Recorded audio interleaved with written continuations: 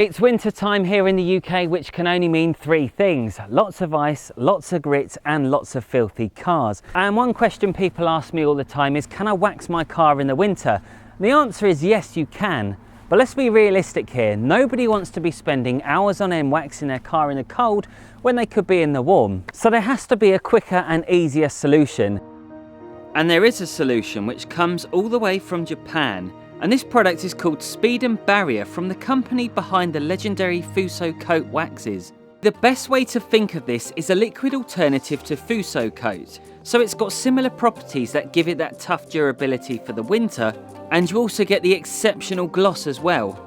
You'll find maintaining your car in the winter can be a little bit difficult on the enthusiasm side of things, and that's because you can spend hours on end trying to get that perfect finish, only to take it up the road 5 minutes later, and then it's going to go back to square one again. So the original idea behind Speed and Barrier is to be used as a top-up for your existing wax, but it can easily hold its own as a standalone treatment. So it's definitely going to benefit those people who don't have a lot of time to wax their car in the winter.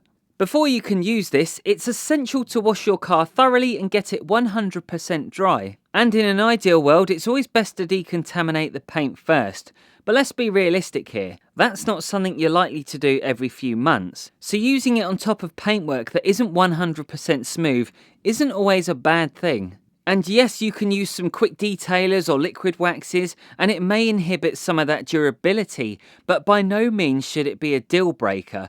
And I actually use quick detailers and ceramic detailers on my regular clients' cars. To get started, make sure you got the trigger on securely and give it a good shake, as you will find in the colder temperatures, on the odd rare occasion, chemicals can separate. Then, working on small sections at a time, spray a small amount onto the bodywork. And the thing with Speed and Barrier is it's important to remove it immediately with a folded cloth. This isn't something that needs to be left on for a long period of time to work. It just works instantly. To play it safe, I personally prefer to have two cloths, so if any streaking did occur, I could simply wipe it away with a fresh one.